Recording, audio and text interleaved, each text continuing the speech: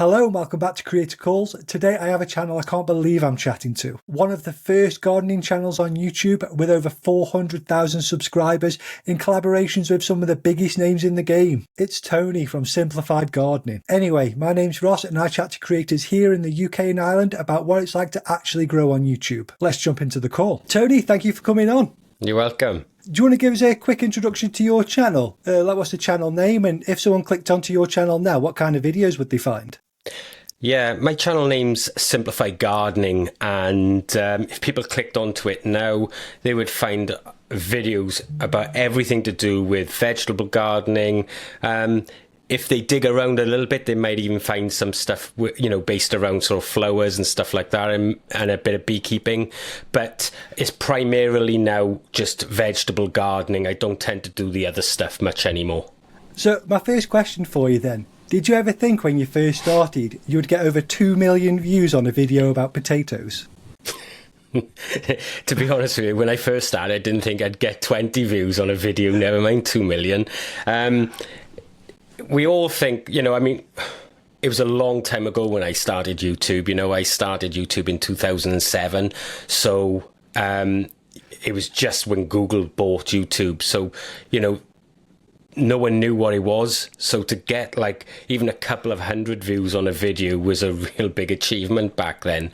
And now, of course, I've got better at doing the presenting side of things and planning a video out. And I suppose getting a video to do 2 million views is quite a big achievement. And I never thought it would ever happen to me. You see it happening with other people. I'm no different to any other gardener out there. It's just that, I've just been doing this a long time. Yeah, because you've not just done it once, these two of them. When the video first started to pick up, because you've got another one recently, haven't you, about 9 months ago? Something like that. Did you get the feeling the second time that, this is going to be another big hit? So the potato videos always do well for me. And the video before that one done, I think, about 600,000 or 700,000 views. I do tend to do a lot of planning around my potato videos, so I know everything I'm going to say in it before I've even picked up a camera, and the video's been designed that way to ensure that the format is right. The thumbnail and the title and everything's all been chosen way before I've even wrote the script.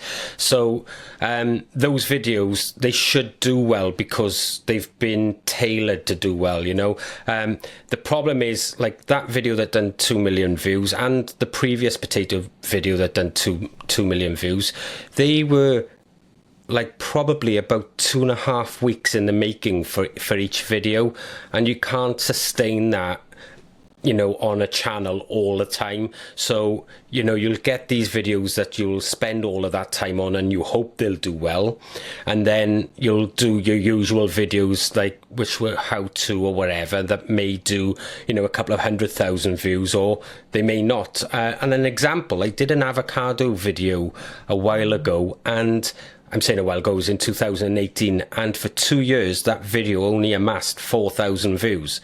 And I'd spent a lot of time on that video. I was gutted it'd only done those 4,000 views. And then all of a sudden, YouTube picked it up just like that, and it ran off and done 1 million views overnight. And so it's really strange, and it can be a little bit of fickle. You think you've done a good video, and it doesn't take off. And then maybe it'll take off 2 years later. It's really dependent on what the audience wants at that time. So you need to get the timing right as well. Yeah, because with the potato one, the thumbnails are different thumbnails, but you can see the aspects, like the load of potatoes at the front. They're it's really well done. How much inspiration do you take from these older videos for your new videos? So there's a theme with my potato videos, and 13 years ago I started growing in containers because of a pest that we had in my last garden called wireworm, and they used to just bore holes right through potatoes and they'd ruin them, and then I'd ruin the ones that weren't ruined by wireworm when I was digging them up. So I thought, you know, if I keep doing what I'm doing, I'm going to get the same results. So it was time to change. And I started growing in the containers 13 years ago. So the videos are all based around that. But of course, over 13 years, you tend to perfect it and you get systems put in place. And that video that done 2 million views was like a walkthrough on the whole system that I've developed now and why it works and the results you get. You know, that video, that year we pulled 450 pound of potatoes out of container grown potatoes that were growing in just 200 square feet. You know, it was... So it's a real good space saver as well. Yeah, so you've already mentioned you've been on YouTube, is that 17 years? 2007? Yeah. Yeah. 2007. Do you know any gardening channels that started One of the OG. you? No. To be honest with you, there was... I was probably one of the first. I think there was just like one or two others that were around that are no longer around now. And then, of course, you get some loads over that. Since COVID, there's been absolutely thousands of channels. And that's a great thing, you know, because the more information that we can get out, the better.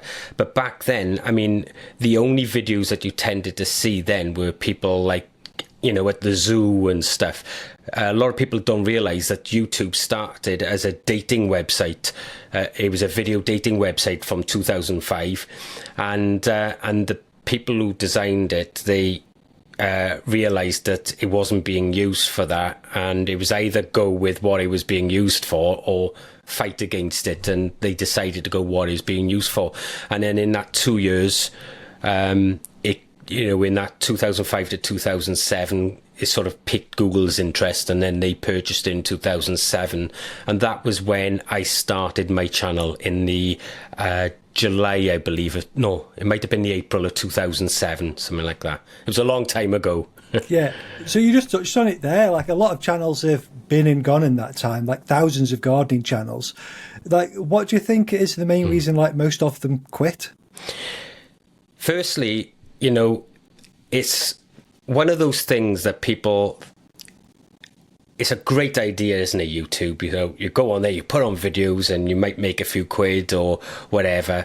And especially now, at this time, you're seeing creators now making millions and millions of pounds, the likes of Mr. Beast and Aaron Dack and all of these others, you know, which are the extremes. Okay, so, but the problem is what that does is sows a seed in people, and they then go off and they try doing a channel, and then like 6 months later they're realizing how much work and dedication is involved in the channel, not just in making or filming a video and uploading it, but in learning how to present, how to edit. It's so much stuff that you have to learn as well. It's a huge time investment. And so they realize that it's a huge time investment. Sometimes it gets away, in the way of life as well. And they do it for financial gain, but that financial gain doesn't come quick enough for them. And you know, a prime example was myself. You know, I'd been doing it since 2007 and I hardly made any money till 2018. So, you know, that's 11 years of dedication, putting in my, you know, all my time and my efforts and everything else. And I wasn't making any money at it, but I was doing it because I loved what I was doing. And I think that's the difference. People get into it thinking that they're going to blow up and become superstars, and it doesn't happen for them in the time frame that they've provided for themselves, and then they quit. Yeah, so when you started then, there wasn't really anybody on YouTube that had blazed the trail and showed what could be done, like an aspirational creator. So what brought you to YouTube at the start? Yeah, there was no creators like that at all. And there was no algorithm. So, you know, it was just a case of if it was like, to get found then, all people did was keyword stuff. So they would say, like, if I wanted to, do a video on potatoes back then, I would just go potatoes, potatoes, potatoes, potatoes in everything that I did.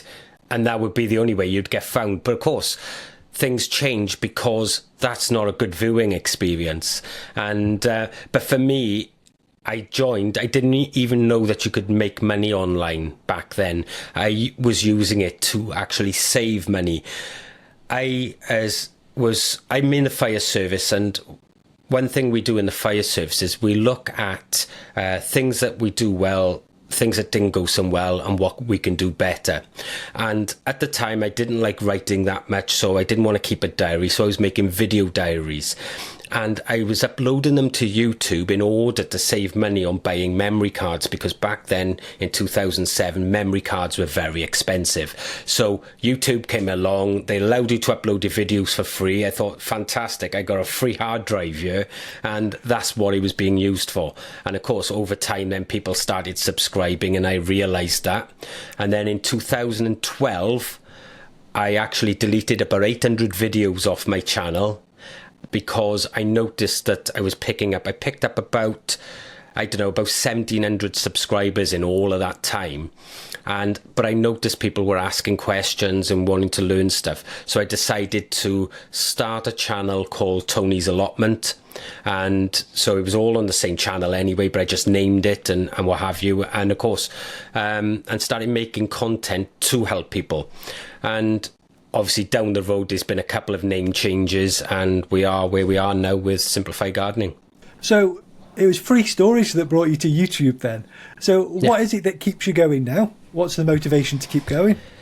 So it's like anything else, as you get better at something and people get to know you more. Like I'll make a video now, like I said, it goes out to 2 million people. There is no way I could help 2 million people learn to grow potatoes by doing anything else. So I love helping people with that and passing on my knowledge.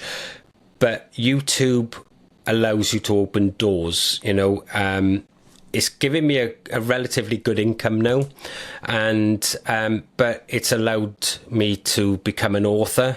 So I've published multiple books. I think we're at about 23 at the moment in total. And it's allowed me to speak at shows and things like that. I've not just spoke at shows, but I've actually spoke at conventions to do with affiliate marketing and blogging and all sorts of stuff, because of all the doors it opens. And I just love this sort of side of life, Yeah, so when you started 17 years ago then, it would have posed very different challenges to started now. So what was the hardest part of getting started in the beginning then? So, like I said, starting for me was just down to saving money. So that was never the issue. But growing a channel, which I think is what you're relaying to here, is the fact that you didn't have an algorithm, so you couldn't get found. And now you've got YouTube that is designed to find the right video for the viewer. And so now if you've got a video that suits what the viewer's looking for, it's going to be put in front of them. So you can now go from being an unknown person to being famous overnight. Now, that is the goal for a lot of people. It's not the goal for me. And even now I hear people saying, oh, well, YouTube, you can't make it in YouTube now because it's all for the big channels. And what they don't realize is YouTube are constantly pushing small channels. And in fact, they have a bonus in the algorithm for new channels so that their stuff gets seen. And it's why you get a new creator who's got 3 videos and jumps to like 250,000 subscribers in what seems overnight. And usually these creators have had some form of big personality or something like that or whatever, and they've had a video go viral. But it's not always the best way to grow on YouTube. Like I said, I've seen a lot of channels coming and going, and I'm still here. But I've grown really slowly when you look at the likes of even some really good friends of mine, Kevin from Epic Gardening, Mark from Self-Sufficient Me, a 2 and 3 million subscriber gardening channels. And, I was here before both of them. mine hasn't grown that way, but there's a lot of reasons behind that, and they've got fantastic information, fantastic channels, and I was just a little bit slower in realizing what the opportunity was. So, but look, it's each to their own, and people need to understand that the channel is there. They can do whatever they want with it. You know, it can be just a diary like it was for me for some, and for others, you know, it might be that they want to replace their income and make a living from it. And it's there for whatever people want to do with it. Yeah, it's I've noticed quite a lot recently of the smaller channels. Say the last 12 to 18 months, when you just go onto your homepage, there's normally 3 or 4 relatively small channels in there. So YouTube's definitely serving them up to people. Yeah, they've changed their algorithm a little bit over the last few months in order to make sure that newer channels are actually getting a boost over larger channels. So it's giving them a chance, you know? Yeah. So when you started to take YouTube seriously then, like what was the reaction from like your family and friends at the time? Because I imagine then it would have, well, even now it seemed to be weird to, people think it's weird to put videos of yourself on the internet. What was the general feeling back then? So, when I told my father that I was going to start making videos, and he was like, all right, why? You know, he just didn't get it. It's that generational thing, you know. My father, you know, I'm 49 now, so my father's like in his 70s, do you know what I'm saying? And but I think, you know, like for me it was difficult when I started really laying into it. I made some questionable choices, let's just say, and I made some videos that maybe I wouldn't make now. And some of those videos have done the rounds around the fire stations and stuff, you know. So like I'll walk into a specific fire station and a video from 2012 is playing on the television or something, and, you know, I'm having the mic taken, like, you know. But the way I see it, it doesn't bother me, because the way that I see that is that's the stepping stones about learning and progressing in your channel. And if there is a creator that doesn't look back in their channel and cringe when they see their earlier videos, then they're not growing as a creator. Yeah. Have any of your friends and family started channels, obviously following from what you've done? Yeah, my brother has a channel. He's got a channel called Antiques Arena, so he's an antique dealer, and he's been growing quite well. I think he's on around about 6,000 or 7,000 subscribers. It might be a bit more than that, actually. Might be over 10,000 now.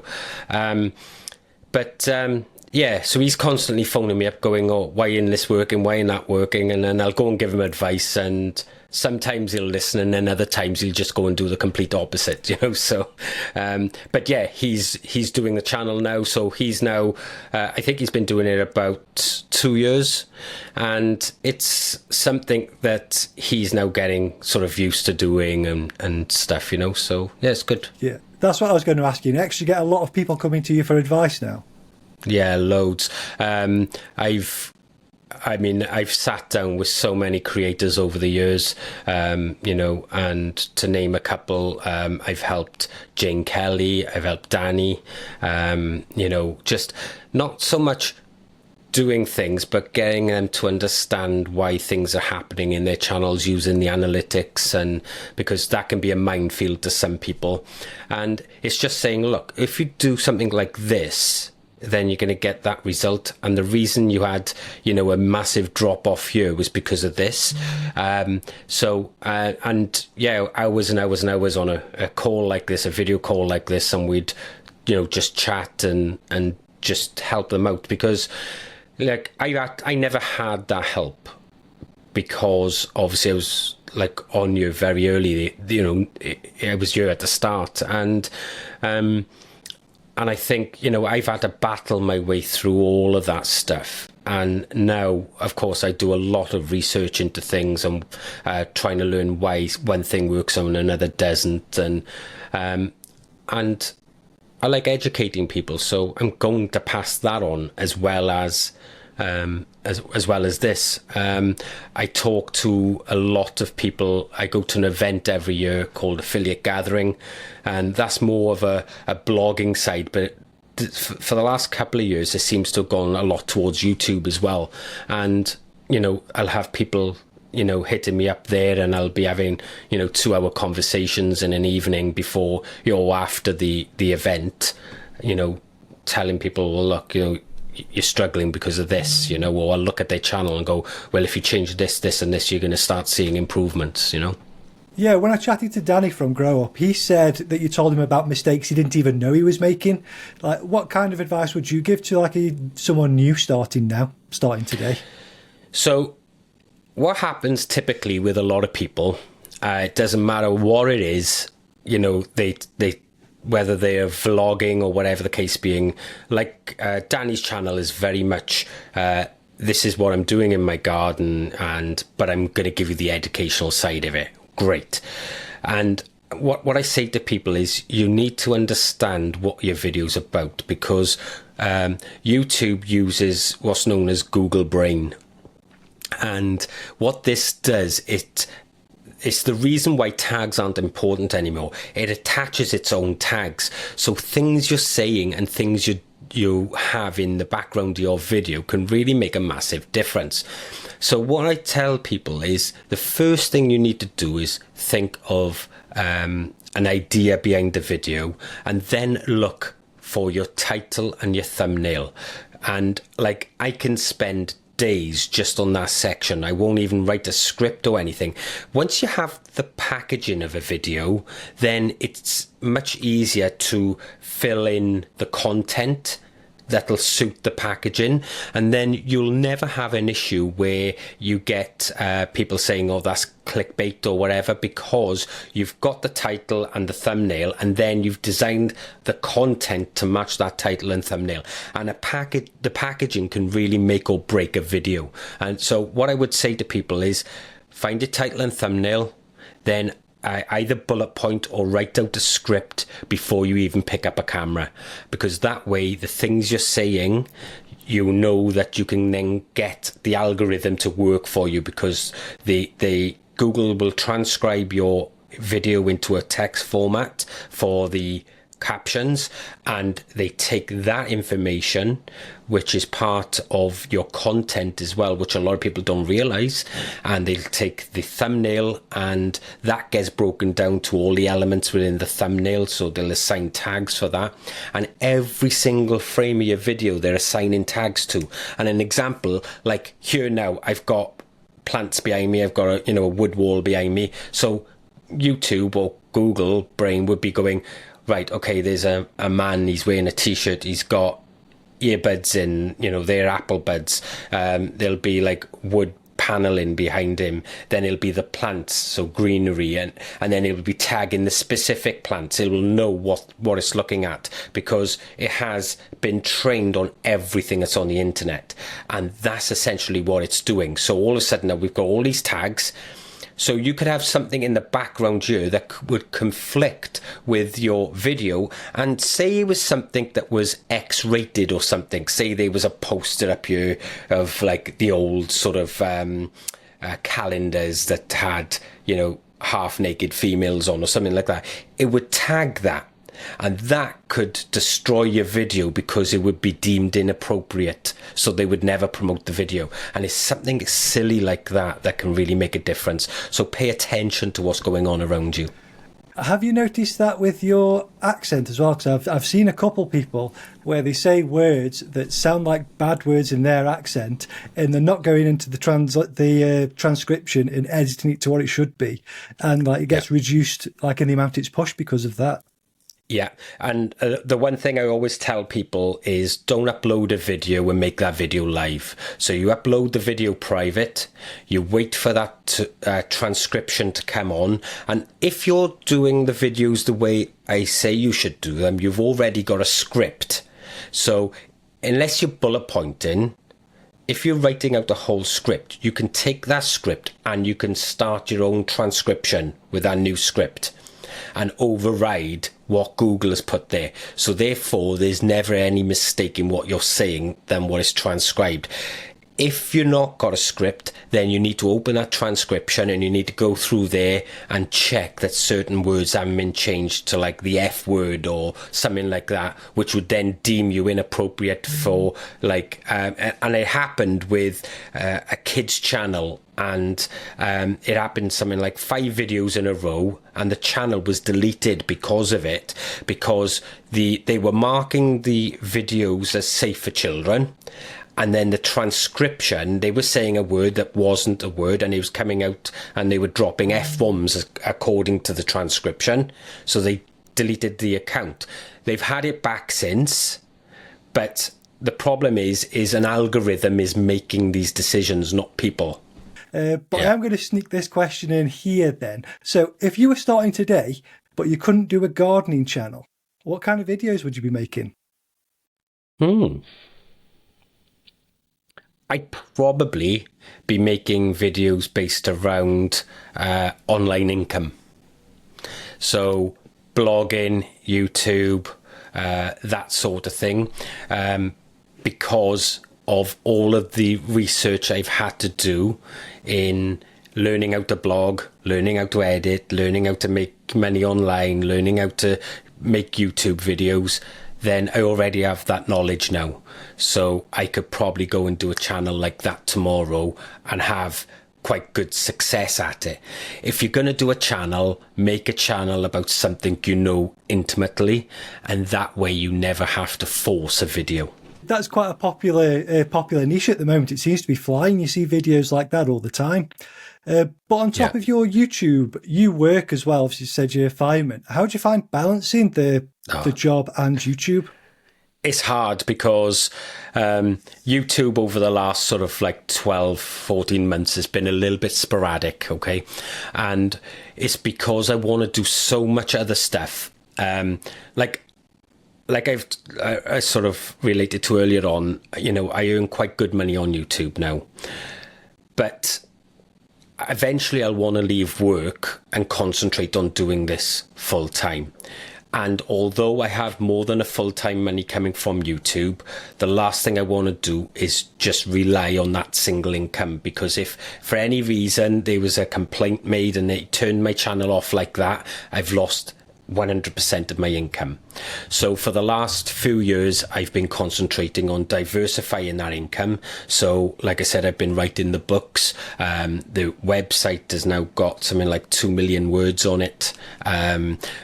We've gone into creating, I've just created a children's colouring book, and I'm in the middle of creating a 10-book series for children that are going with that, all based around gardening. So those 10 books are in the process of being done at the moment. And then I've been doing a lot of talking with companies and things like that. I'm just rebranded my whole newsletter now, which is going weekly. And on top of that, I'm in the middle of filming some courses and building a membership. So there's got to be a trade-off when I'm working 48 hours a week as well. I want to get these other things in place to help people. The videos have been sort of like not put on hold, because I will drop one occasionally, and one will be due in the next week or so. But they haven't been regular because of this reason. And you know what it's been like in the UK. We've had so much rain. It's just been impossible for me to get out there when I'm either not in work or I'm not filming for other stuff, you know.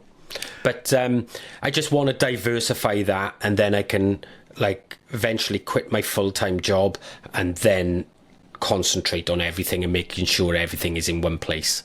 Yeah, so while you've been going into all those different areas, trying to figure out what fits best, it's the YouTube videos which have like taken a step back. When you sit down and edit then, like how long does it normally take you to make a video? Like say you've got all your footage and you're starting editing, like how long is the process from there to getting the video posted?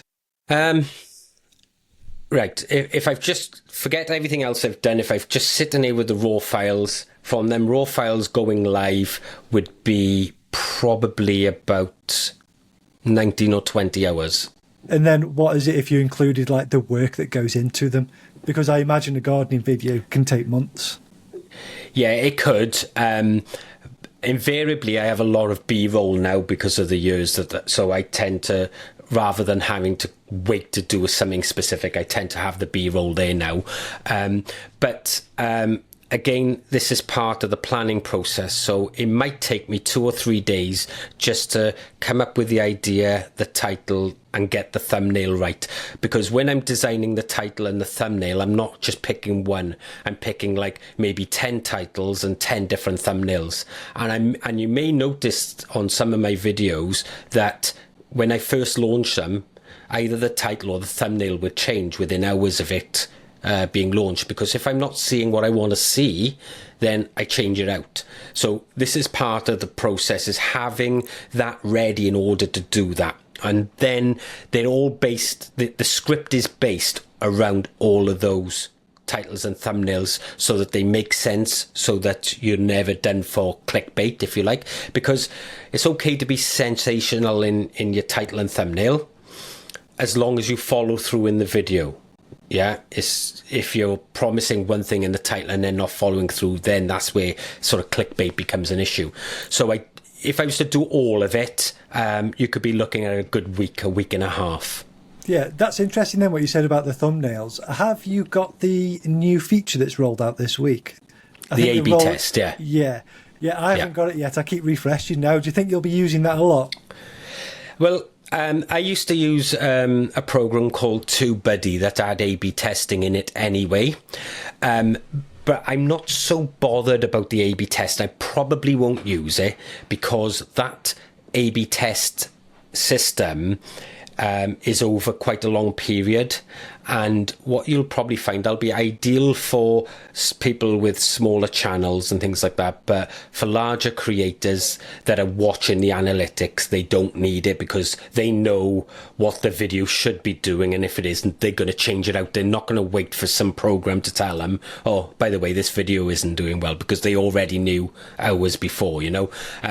I can literally, if I put a video out and I'll watch it for like 20 minutes and I see that that's coming at 8 of 10 for argument's sake, the first thing I'm doing is changing the thumbnail, and then I'll give it another 20 minutes, and then if that doesn't move from 8 of 10, I'm changing it again. And I might go through 3 or 4 thumbnails, and then I might realize, okay, maybe it's not the thumbnail that's the issue, maybe it's the title. So once I've done like 3 or 4 of the thumbnails, I'm then starting to change out the title. Yeah. And then eventually, when I see one then that knocks me from 8 of 10 to 7 of 10, I'll leave that sit for a while to see whether or not that'll climb the ranking. Yeah, a few technical things then. So what are you using to make your thumbnails? So I'll use all sorts of things. It depends on my mood in the day. I've used Canva. I use Photoshop. But if I want like a quick and dirty thumbnail for any reason, then I'll use Canva. But invariably, it's Photoshop that I'll use. And when you're editing, like, what are you editing on, and like what software are you using? So I use Premiere Pro, and I've been using that for probably the last 9 years.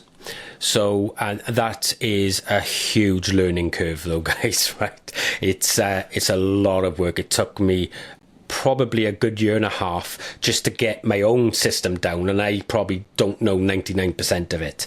But the reason I use Premiere Pro is because it allows me to do everything that I want to do within the videos. I record my sound separate to my video, so I'm able to link that at one easy move. I haven't got to be there trying to match it up and then all of a sudden getting the dubbing wrong with the with the picture and everything else. So it just makes my life easier. Now I know how to use it.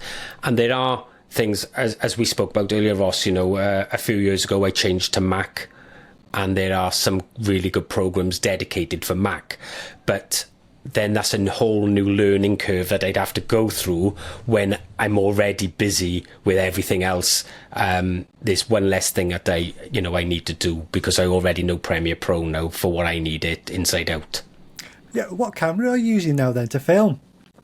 So I'm using an A7 III, Sony A7 III, and stunning camera, really good. The problem is that is at a level I'm not yet. So that's one thing I'm still working on, because I'll still film videos and I'll get back and the footage is all blown out, or it feels like really flat or whatever, but I'll get there eventually. It's only taken me 17 years. Yeah. And if I can do it with footage like that, guys, anybody can do it. What's the progress in the camera look like then? Like, what did you start with? Obviously, you've ended up with the Sony now. Like, what did you start with? And so I started with a Panasonic camcorder, and God, it was dreadful. It was so blurry, and every time I moved it, I had a trace across the screen. It was dreadful, and then over the years, I went from that to a different camcorder. Then I went to one of the first Nokia smartphones, and then oh God, that footage was dreadful as well. And then I think I went through to a G7X. That was quite a good camera at the time. It was a good blogging camera at the time, and then I went from that to something else I can't remember, and then I went to this A7 III. Really good camera. Okay, so I'm going to split this next question into two parts then. So what YouTube creators do you watch that aren't gardening creators? Like, what kind of videos do you enjoy on YouTube?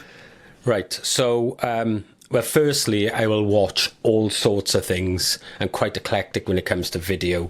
But I will watch things that will help me progress in what I'm doing, firstly. So I had to watch videos about blogging to learn how to blog, because like a lot of bloggers, they'll start blogging and then they'll sort of move over to YouTube. And I'd done it all backwards. So I was YouTube moving over to blogging. Then I went about learning about how to earn money online, because like I said before, I didn't have a clue. And it's expensive, right? And people don't seem to get this. It's like equipment costs money.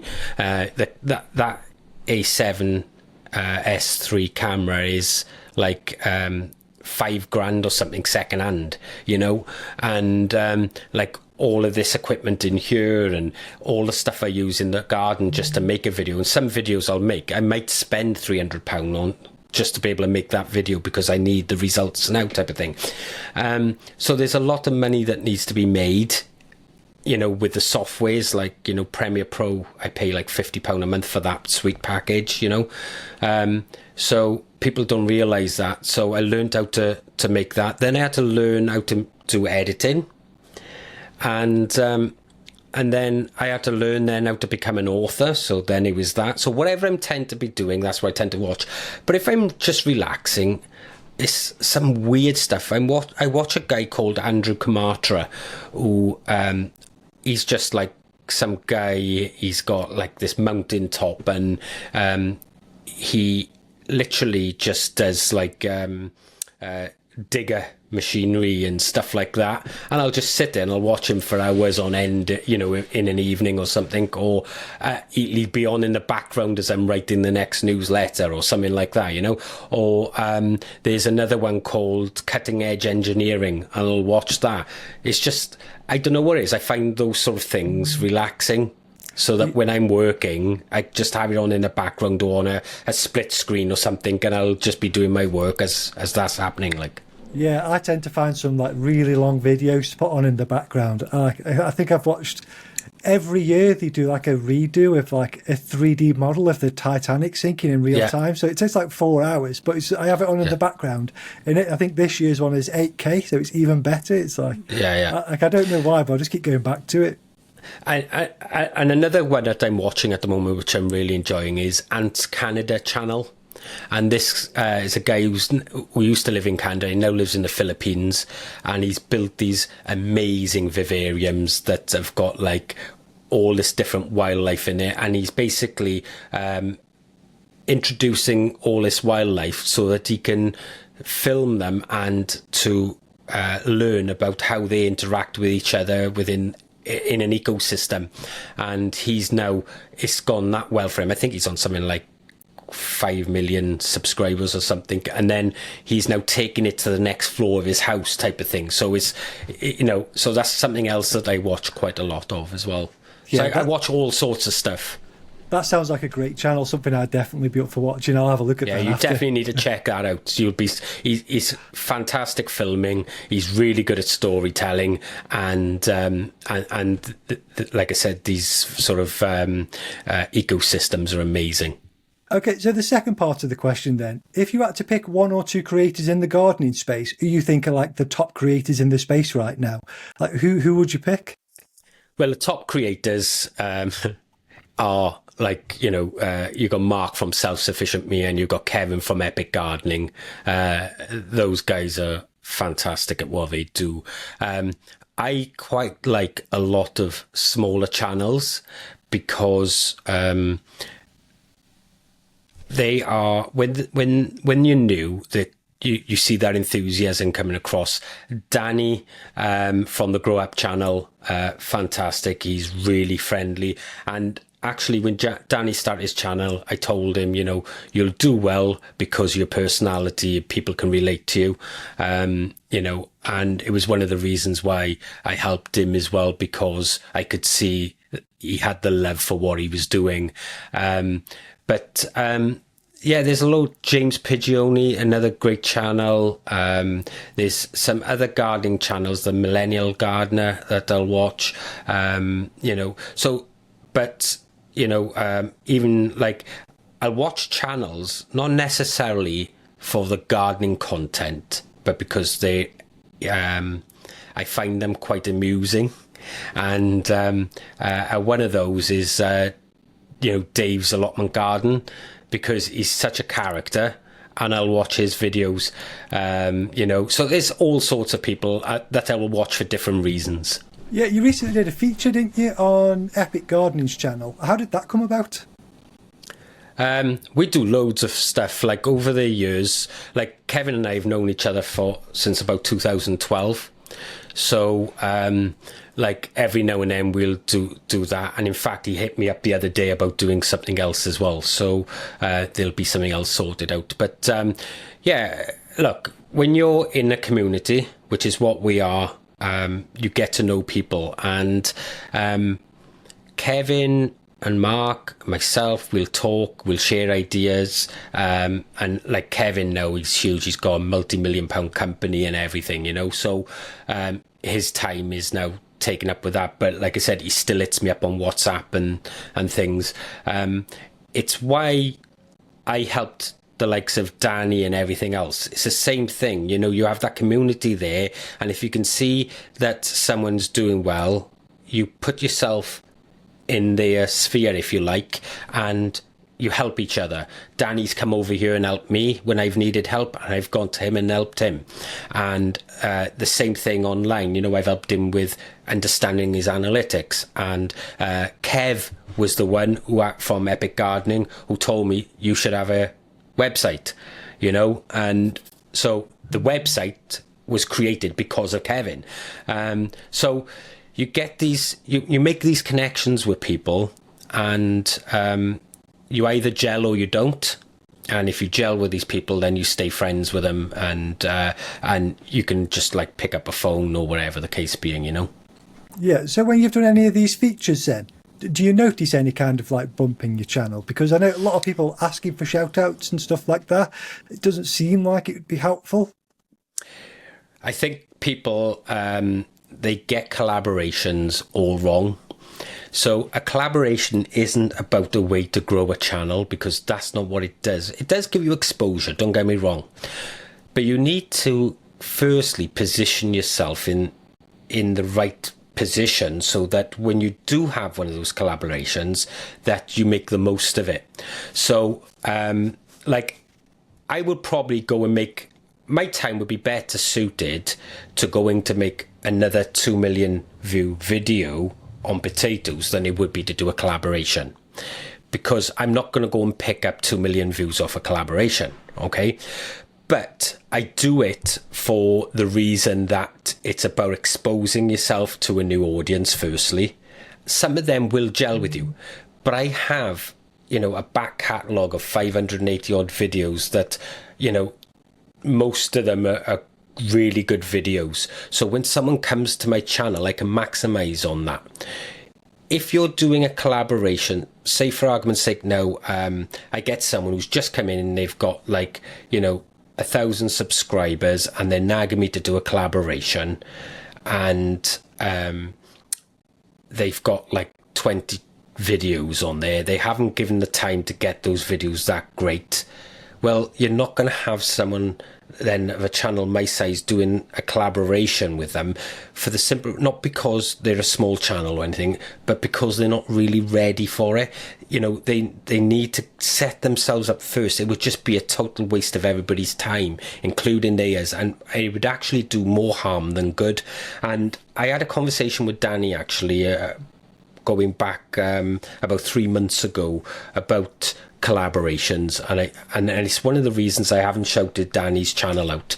And it can actually kill a channel, because if your channel is just slightly off topic compared to the channel you're doing a collaboration with, and like, you know, larger creators can be quite influential. So if I was to turn around to my audience and say, go over and visit Danny's channel and subscribe to him, and then they went over and subscribed, but his videos didn't quite gel with them, well, they may stay subscribed because I've told them to.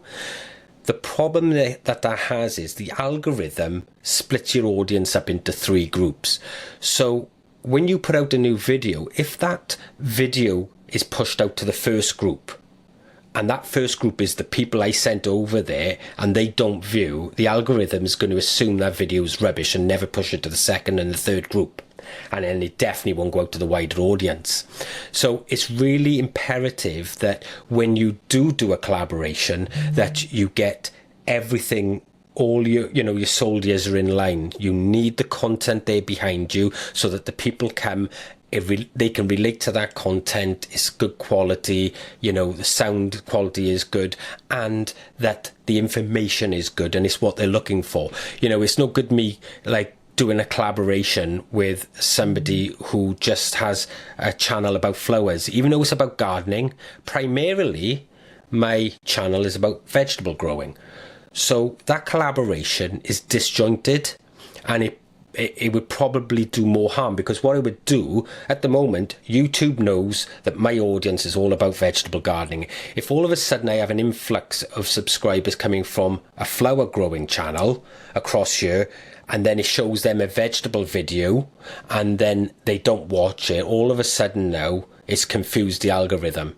So you've really got to be careful in what you're doing, whether everything lines up, and then you need to be in a position to maximize on it if it does.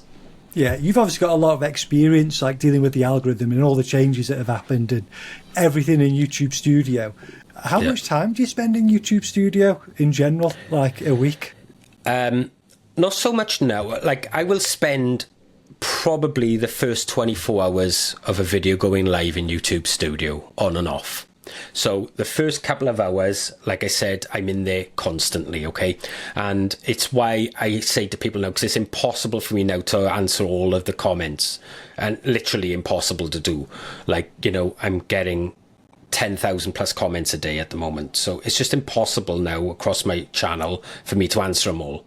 So what I say to my audience now is, when I launch a video, I'll answer the comments in the first 2 hours.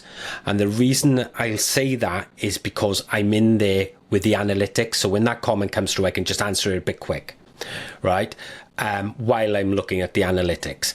So when that video goes live, I'm in there changing out thumbnails and titles to get the best result then. And after that 2 hours, I may check it another 2 or 3 times throughout the next 24 hours just to see it is still growing.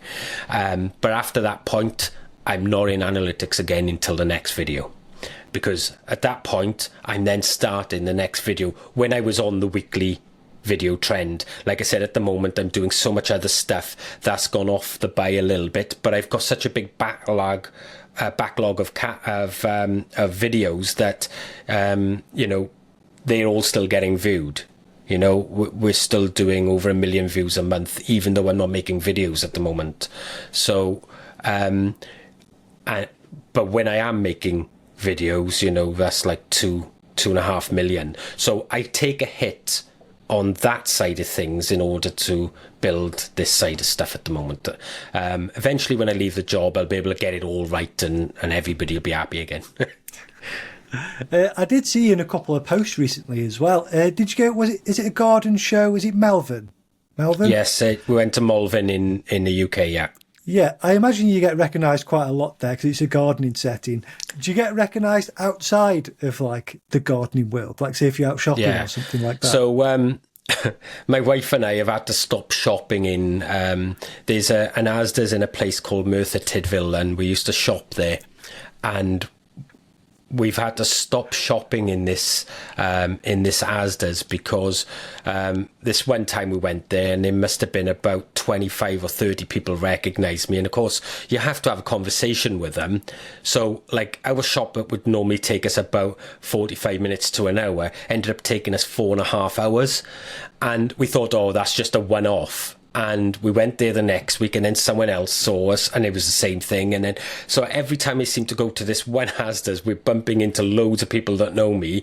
And I want to have those conversations, and my missus like this, come on, we need to go shopping, you know? We now go off to a different place. I'm not going to say where it is because everybody will end up turning up there. But so you do get recognised a fair bit, and like I said, I never ever done it for to become famous or anything, but that is something that happens. Not so much that I see myself as famous, but people do recognise you. They do want to talk to you because, you know, you may have been on, you know, their main TV in their living room 10 minutes before, you know, and you know, so like Danny came up with me to Malvern, and we were walking through. We went through the floral tent as soon as we got in there. Someone came up running up with my book, one of my books, wanting it signed, and we did that. And Danny is seeing it as well now because he was recognised there as well. So you know, so you'll see that as well. So you do get it. It's very awkward when it first happens. I get used to it now a bit, like, you know, but you just don't know what to say because to them, they know you quite intimately because they see all your videos, they know your mannerisms and everything else. But to you, they're a stranger. You don't know their face. You don't know what their name is. You know, you might see an icon and a channel name when you're talking to them on YouTube or whatever. But the real person you may not know at all, you know? Yeah, that brings us just towards the end now then. I do just want to squeeze in one last question. Have you set yourself any goals for the next 12 months? Yeah, I got lots of goals. So the idea here is to finish the other streams of income that I'm looking at. So there is a couple of courses that I've written and I want to film this year. That's going to be weather dependent and everything. And once I have those courses, I want to get a membership set up as well. And then we may be looking at whether or not then I go full time. That'll probably be early next year if I can, but it'll be dependent on everything else. You know what, I have got one more question for you. So a couple of people that I've spoken to have like mentioned you when I ask about like who they're asked, like who they look up to on YouTube. Who do you look up to on YouTube? So, do you know, I wouldn't say I look up to anybody because I think people need to be themselves rather than try to emulate others. Okay, I think that's the best thing you can do for your channel. But I do admire the likes of Mark from Self-Sufficient Me, Kevin from Epic Garden, only because of what they've been able to achieve with their groups and their channels and their businesses outside of their channel. A lot of people stress about getting monetized on YouTube, and I can tell you now, when you get monetized, your first earnings are going to be in the pennies, and it's going to take years before you'll get anything meaningful from the adverts that are on your channel. But that just becomes the cherry on the cake. It just opens up all these other doors to like sponsorships and, you know, to writing your own books or to, public speaking. like blogging, I've had companies, wanting me to be brand ambassador for them, so it just opens up so many other doors, and that's where the income comes from then afterwards. Tony, that's great. I'll link Simplify Gardening, the channel, down in the description. Thank you. Do you have any upcoming projects you wanted to give a shout out to? Yes, I do. I've just launched a brand new newsletter, and that is absolutely ram-packed with information, but it's been designed in a way that it helps everybody. So we've got sections in there where we will highlight new people. In fact, in the bottom of that, we have like a spotlight for creators, and that was Danny this week. There's also spotlights for members of our Facebook groups and things like that. So we have a community spotlight, and then those people can send in like photos of their gardens and what they're doing and what they grow, where they're based and stuff, and we'll have a section for that. There's also like a featured article within there. There's featured videos within there. We'll talk about any sort of events that are on, that sort of thing. So it's quite an informative newsletter, and it takes a lot of work to set it up, and that's just gone weekly as well.